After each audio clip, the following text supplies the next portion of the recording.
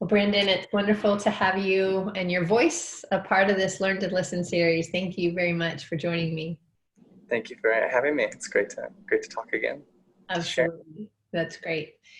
As I've known you for some years and have had opportunity to be involved as far as you coming and doing residencies, I know your work has continued to evolve and develop, but I'd love for you to share maybe a little bit about your history in dance and where you've been, what you've done, and where you are now. Great. My journey with dance actually got started with acrobatics. I love the physicality and the risk-taking element of it. I continued my studies at SUNY in New York, and it was in that time that my walk with the Lord began. And leaving college, I wanted to find a way to merge faith in the arts. I lived in New York City then for 6 years, working with Doug Varone and Gibney Dance Company and Momix, and just navigating all different kinds of situations with people, and where I felt just a need to just really settle and rest in the Lord, and just really like have him open my eyes to see like, how can I creatively navigate this and navigate relationships with people in a way that they feel my love and they feel safe to have a conversation with me, while also holding to my own beliefs and to set personal boundaries so that I was able to do this sustainably. And so many thoughts and conversations could be had there, and will probably come up as we continue. But it was also just a part of my journey since when I was working with Gibney Dance Company was just a large push to merge arts and social action.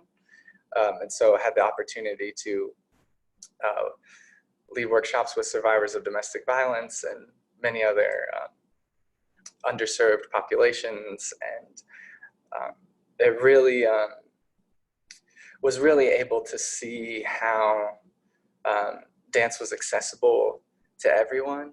And then coming from like my faith, believing fully that faith is accessible to everyone, and just how those two could kind of merge in a workshop together. And then that also brought into working with kids in low-income communities, and how do I speak into their identity, even in a public school setting. And so that was kind of my, I guess, professional route through the field. And alongside that, and in New York, I reconnected with my wife now, Hannah, who we met during a summer dance workshop when we were 15, and both moved to New York City at the same time. We both had a just incredible passion to see the faith and arts merge together, and we also had some questions about if it could and how it could.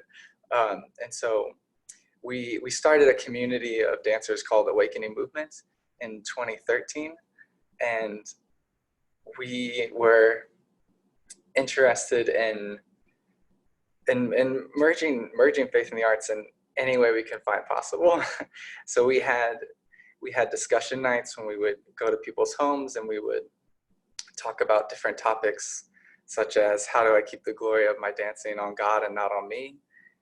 We did risk. We talked about dance's impact on global events, just a different series of discussion topics in a home, sharing meals together.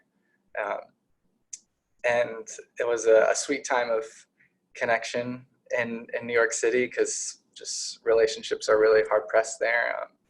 You have to be very intentional, and because oftentimes it would mean you're going to be taking a subway ride for an hour to get there. And so navigating that.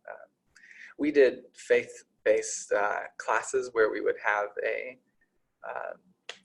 just a just a contemporary dance technique class, and we did some ballet classes as well that incorporated the theme of faith, whether that was listening or glory or just these countless themes where there are parallels between physical realities and spiritual truths. There are so many of these parallels, and so we wanted to explore that in a dance class, and then we commissioned work, presented work, we did a couple of tours, and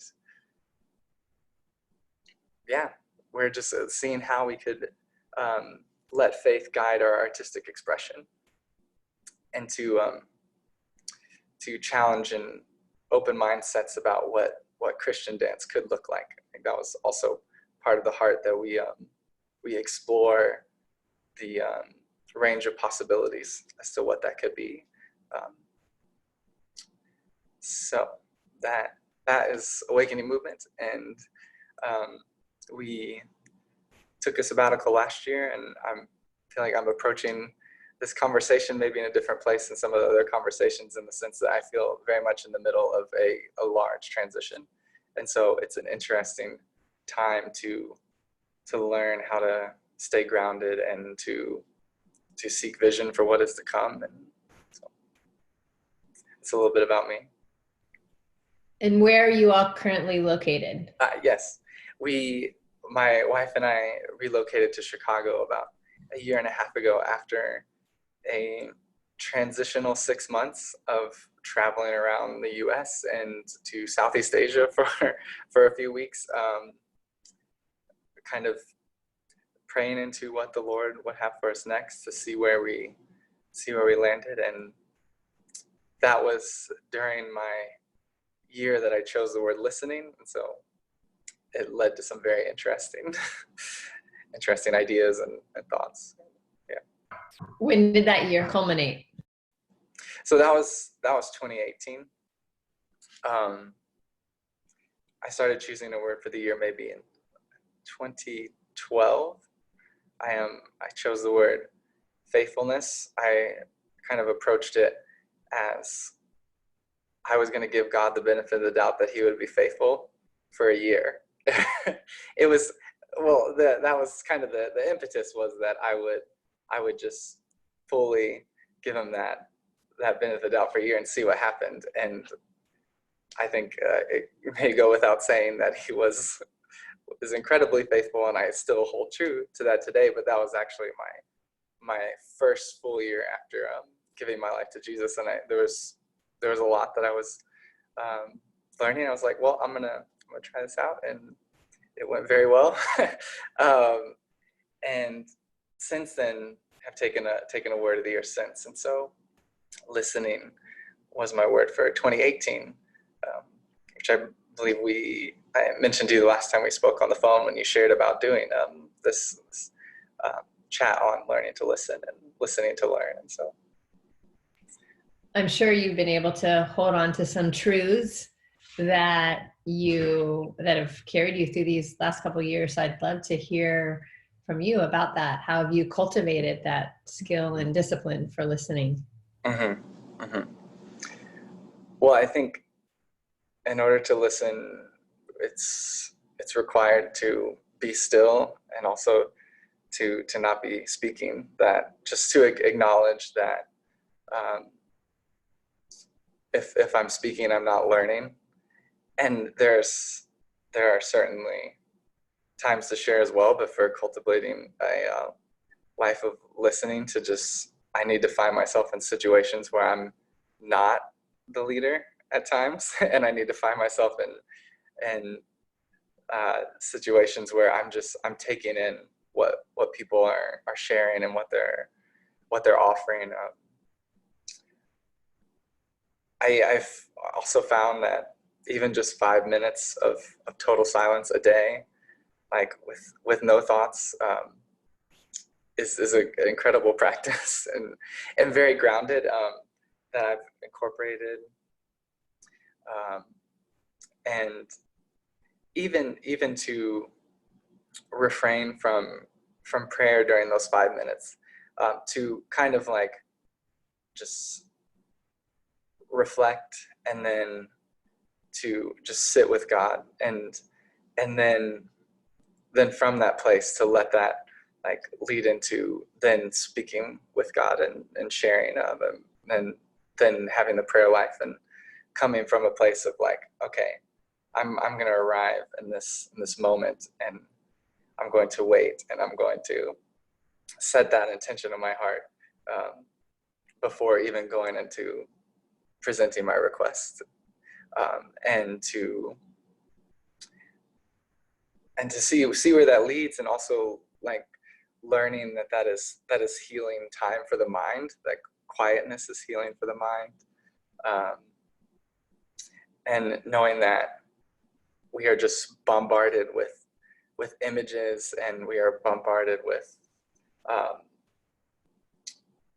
just all kinds of things happening in the world around us, and also obviously with technology now, and just our exposure is unprecedented, and so the need to pull back and to settle and experience quietness, and yeah, this is really, really important right now.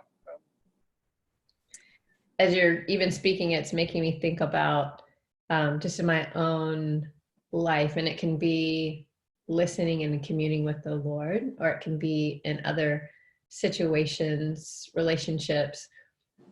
There's sometimes that I'll take that, the quiet approach, the slow approach, and what I had as my request or on the agenda, sometimes that even shifts because that no longer is the priority. And so if you take that time of reflection, then other, concerns or cares or requests take precedence at times, because sometimes we are making a request based from an emotional response. And it's not that I'm, wanting us to shut down our emotions. That's a part of the amazing wiring of how God created us. However, it's this difference between reacting and responding. And so if I can respond in slowness, quietness, then the emotions can go away and cause me to be very present in a different way. So I appreciate that. Yeah. How about, go ahead. Yeah, well, I was going to say with that, that's a really, that brings up the practice of how do I have like even just a conversation with you with also an openness to what God may be saying in this time too. And like, how do I build that practice with my conversations with people to keep that, to keep our hearts open for like a redirect or a highlighting of what is important in this time. Mm-hmm.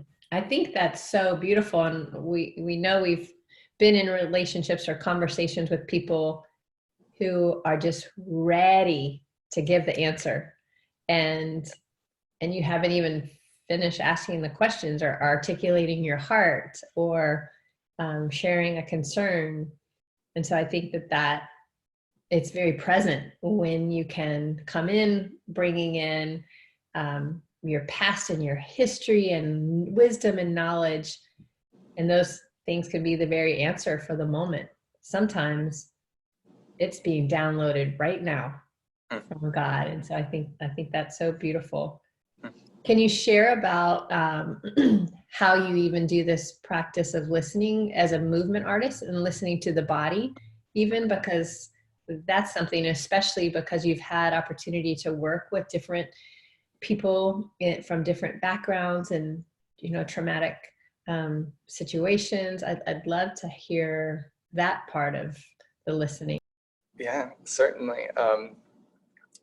Well, even from a movement perspective, like I try and find stillness or like move from a place of rest.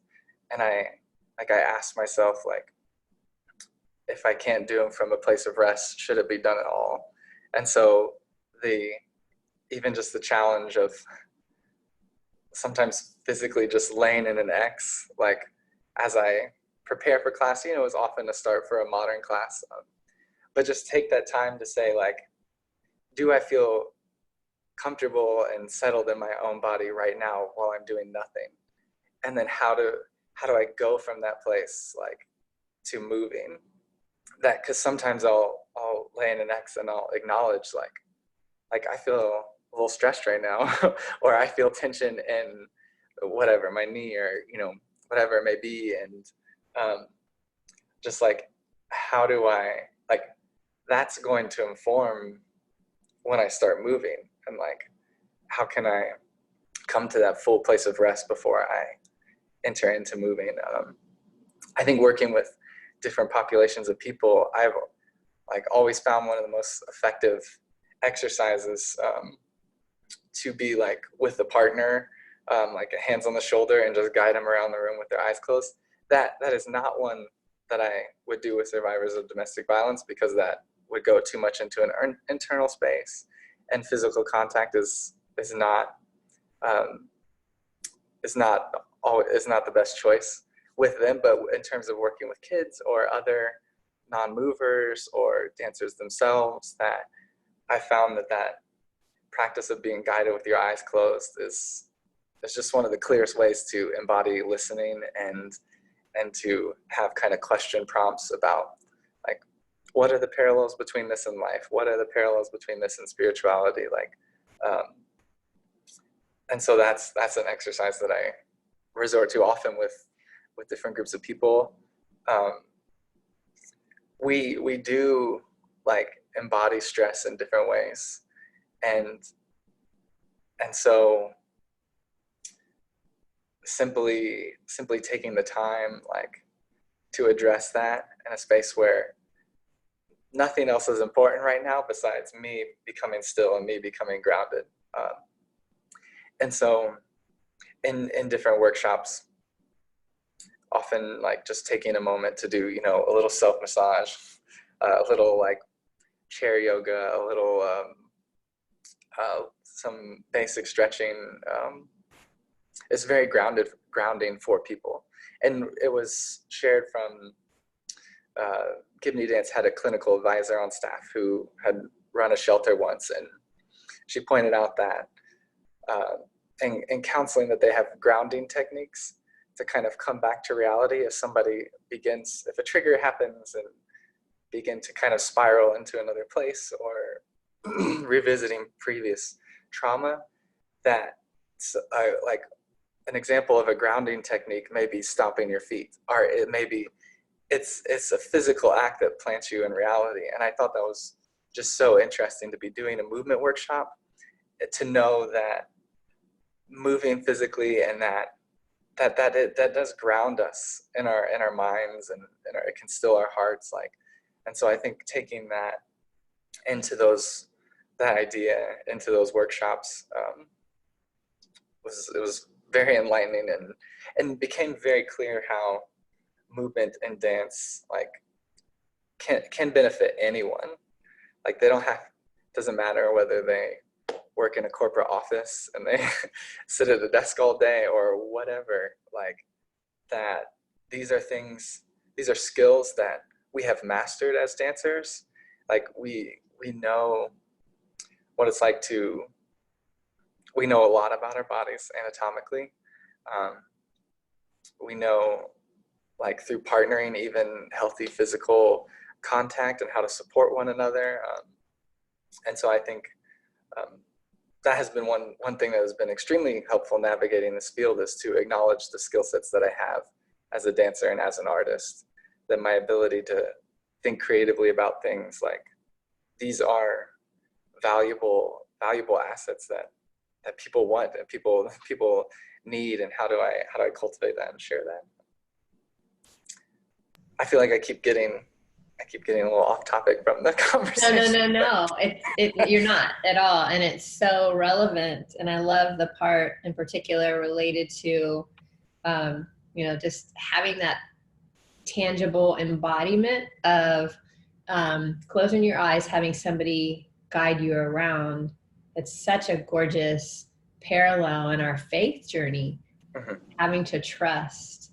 And often we want to see, God, I'll do it. You just tell me and you just show me.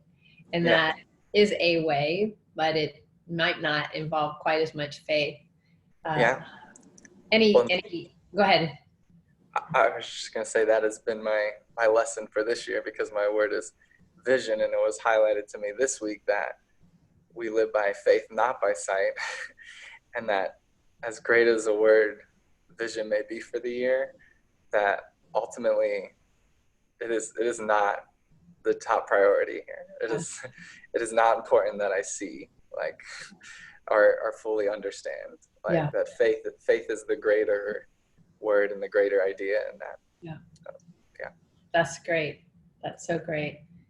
Yeah, it's beautiful. It's beautiful that you've had that experience to be able to gain this understanding and body knowledge, but the spirit knowledge that goes with it, and the soul knowledge that is interwoven. And I believe that science continues to show and demonstrate how interconnected we are. And we just want to be intelligent cognitively and leave our bodies to, to be sedentary. But when that happens, then we get sick, or we've got these amazing moving bodies, but we're detached emotionally from what's going on. And it's such an incredible balance. So it seems like you've gained some wonderful leadership qualities and skills just through the years, partly because you've been put into a variety of opportunities and environments. What do you see as important leadership qualities that you've been able to establish, and possibly ones that you're still cultivating, or you would encourage other leaders to cultivate? Yes. I think first off, just acknowledging that we are people, and we are believers and followers of Jesus first, like, before we are leaders. That is always a place that we can go back to, or a person. This is just a person that we always are, where it's not our top priority of leading, being that we are not defined in Christ by what we do, but what He's given us. And so the ability to just, I feel like sometimes leaders can carry a lot of pressure, and to just kind of know that you are not in control of all things is a helpful reminder. And navigating the dance field, I feel like where I've seen some leadership maybe play out more poorly is that I've seen leaders try to manipulate or control the behavior of the people that they are leading, like that I feel like in different settings, like sometimes a leader would intentionally or unintentionally, like, incite a little bit of fear, and that leads to manipulation, because there's an effort to want to control everything. And I think just carrying that awareness is helpful, and knowing that the full, like, weight of leadership doesn't fall entirely on your shoulders, that we are still being led by Christ as believers. In that I've also found that, like, being in some positions of leadership has really taught me how to be a good follower. Because you realize when you lead that, like, leaders are people and that they make mistakes, and that I can't expect any leader over me to be perfect, and I have to just acknowledge, like, their humanity as well. And I feel like that's something that you see very clearly when you are put in a position of leadership and you make a mistake. And if that is like, if you're thinking that you have to do everything perfectly, then it's like, that's where things can crumble quite easily. So I think a certain degree of, self-awareness that we are not perfect. I think that also vulnerability to acknowledge and confront mistakes. I think like communication, to know how to navigate those mistakes, and to attempt as best as we can to be consistent with what we're saying, so that we can operate with integrity, and I think when you talk about an organization, then that comes down to a mission statement, like always kind of going back to the why of what you're doing, is so important for a leader, because I feel like we can get carried away with all these other things, or, at times there can be this pull towards thinking, well, this is a good business decision, or this is going to serve this group of people, or whatever it may be, that to always go back, like, okay, why am I doing this in the first place? And am I heading towards that mission, or am I now getting distracted by other things around me? And so I think, going back to the why, communicating humbly and with vulnerability, and then obviously, like, in the nature of this conversation too, listening, like listening to the people around you. And I think for me, one thing that was learned in 2018 and that year of listening was to acknowledge whether or not someone was having a conversation or not. Does that make sense? Like, in order to move a dialogue forward, and that both people have to be listening, and that is both large scale and small scale. But just to acknowledge, like, is my heart in a place where I'm ready to have a conversation? Is the person's heart as well that I'm talking to? Are they having a conversation, or in some cases, are they voicing a need or something, like saying, like, I need this, and there's not necessarily a conversation to be had, but I need to embrace and accept that need that they are voicing to me. That's really good, I believe, to discern that, because there's sometimes, as you're mentioning, it really is okay to just come in and enter into a conversation and to ask, how can I serve you? And it doesn't have a long discourse. It's just simply, this is what the focus is for this part of our dialogue right now.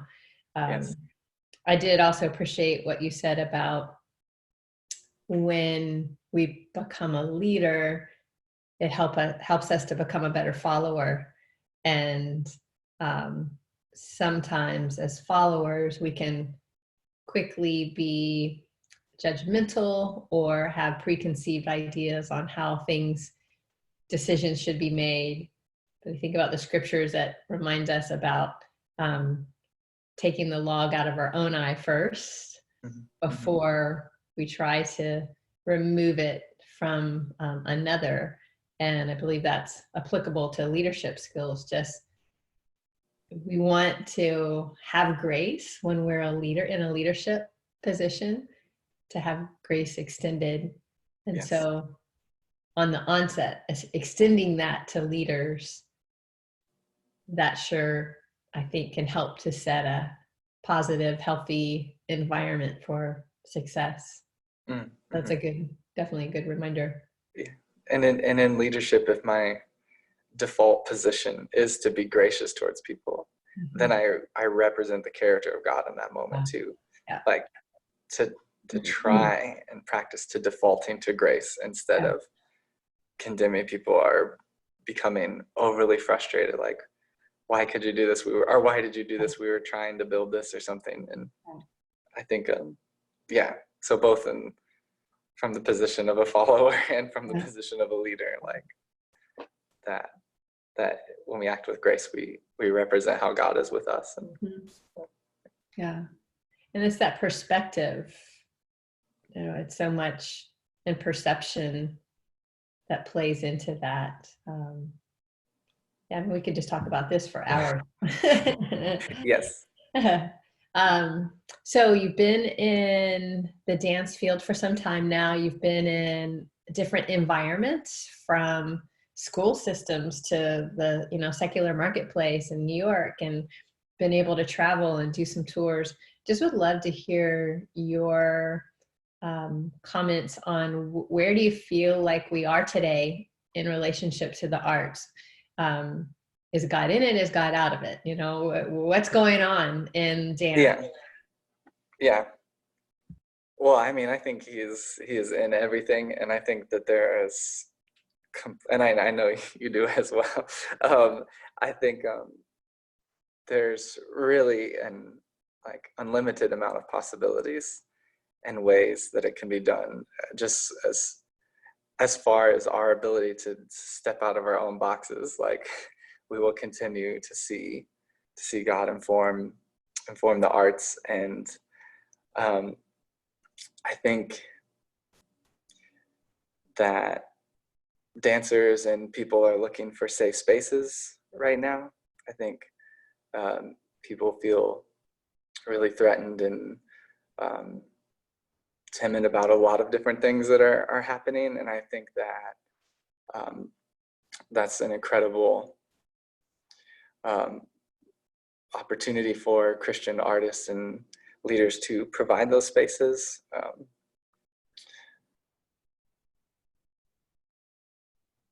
When I look at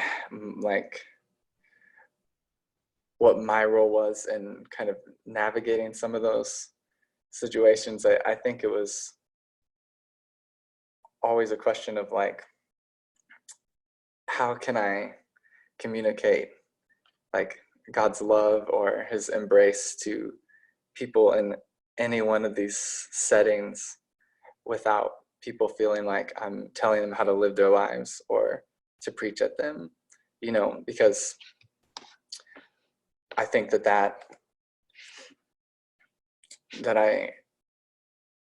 we have to have connection with people in order to have a conversation and to bring the light of God to a situation. And so how do I open that door of connection and keep it open, sorry. And then acknowledging and that I can't change people, that it's not my responsibility to change people. It's my responsibility to represent the character of God to them, to keep an open dialogue with them, and then know that it's the Holy Spirit who will change and transform people and draw people to the Lord. That if I take that pressure off on myself, and then I meet that, I feel like it's incredibly powerful, what all you can share about faith and about Jesus if you do so in a loving way and where people feel safe. It's amazing what all you can share, because it's a natural overflow and expression of my life to love God and to worship. And so I feel like there have been just even some different settings where I've been able to share with somebody who was not a believer in Christ, to just say hey, I asked God how he sees you and what he loves about you, and this is what I feel like I heard. And just how impactful it was for them to receive that and to feel that embrace and to encourage them and speak into their identity. It wasn't my responsibility. First of all, how they received that or what even also was spoken with that. But I wasn't coming at it with an agenda of trying to get them to come to my church, or thinking that I need to get another check of a person that I reached or something. It was just here's the love that I see for you, and coming from God, and that I don't know, that was a step of faith for me to share that with a coworker. And I wasn't sure which way that would push our relationship from that point, whether they would be alarmed or whether they would think I was preaching at them. But the relationship got so much stronger from that point on, because one, I was being vulnerable and transparent with who I was and what I believe, but I was also embracing and encouraging them. And so that was just like, that was one example of trying to step out of faith and to do so in a way that the person felt safe and loved with that. So what I'm hearing you say is that there's this dance world that's out there, and speaking on the aspect of the marketplace or secular. I mean, some of the terminology that's used,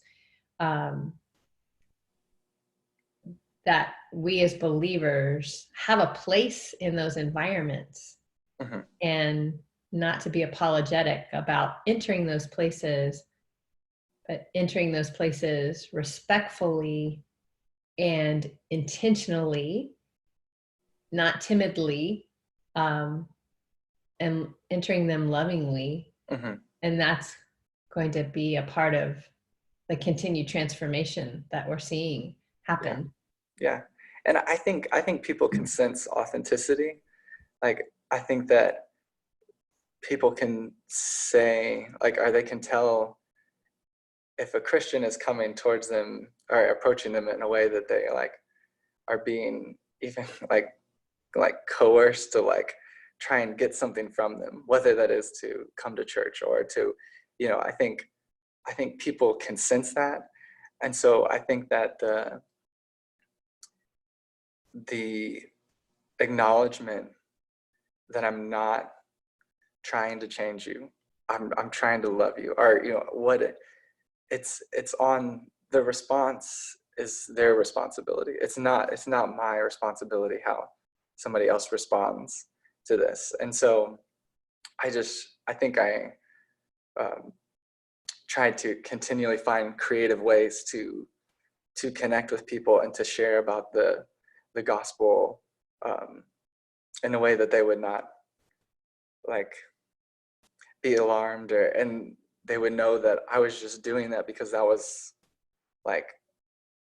who I was. Like, that's just like, it's an overflow and expression of my life and the relationship that I have with God, and that they were welcome to be a part of that regardless of their belief system. And which is interesting.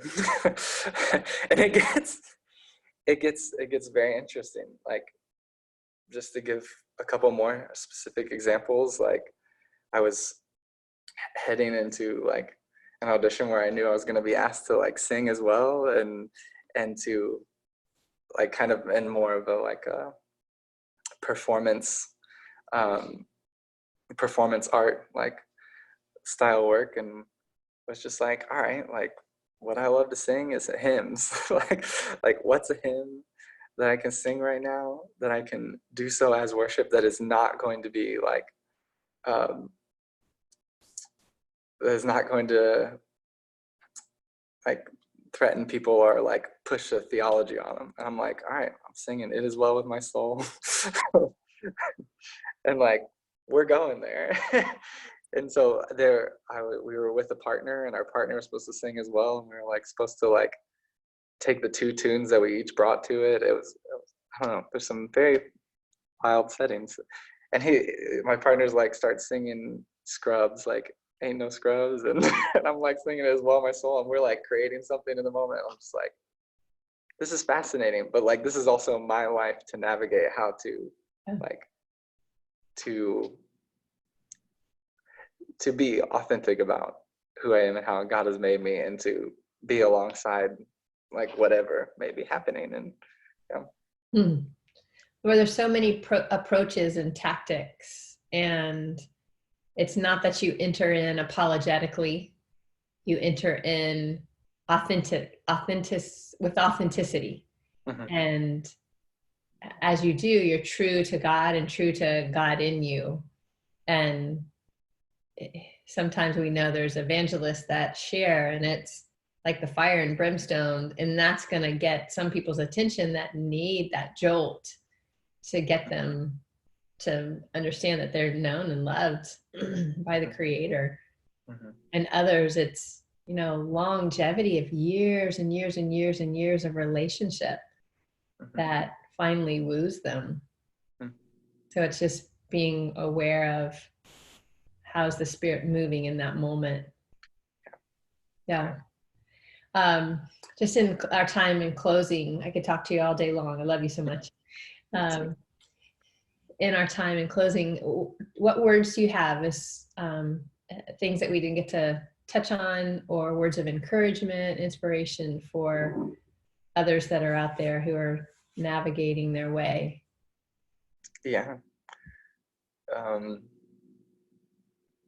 I would say, don't let your successes or failures define you. Like, continue to be made new in Christ, and to continue to walk forward, like, with his Spirit, based on whatever has, or regardless of what has gone well or has gone poorly in the past.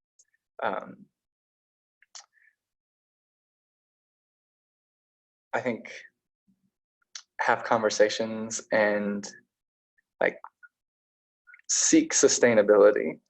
Like, I feel like sometimes there's like a myth floating around that, like, artists living can't be sustainable.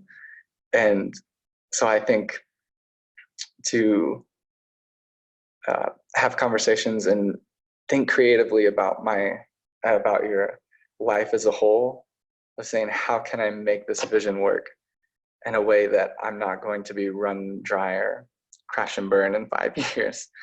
Like, and then to kind of take the warning signs of being like, okay, I'm feeling exhausted right now, or I lashed out at this person, or like, maybe I'm not doing this sustainably, and then to draw back and receive, and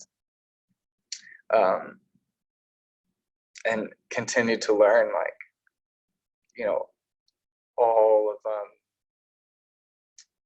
how are all the different factors in my life, like, playing a role in my art and in my faith, and, like, are they helping cultivate sustainability?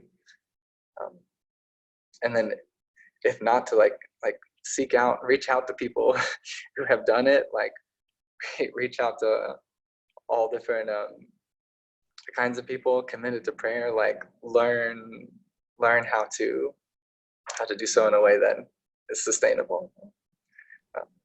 It's good word. So often we think about that sustainability as far as, you know, our environment, and I know you love this whole concept of space, but this is an environment. You know, this is a habitat, and being responsible to take care of the temple and taking care of the Spirit that dwells within, and giving it a healthy place to thrive, to fulfill God's plan and call and purpose. Yeah. It's beautiful. Yeah. Yeah. Well, this has been so refreshing for me personally, and just a joy. I look forward to our continued connection, conversation, but thank you for taking time today to share with us. And I just bless you, Brandon, with all the blessings within me, that God would continue to lead you and guide and direct and provide opportunities for you and your beautiful wife to work in tandem together, to be a part of transforming culture for the kingdom to grow, for the kingdom to strengthen and expand. So thank you for your dedication and determination. It's beautiful. Thank you very much. Hope to talk to you again soon. That'd be lovely. Thank you. Be well.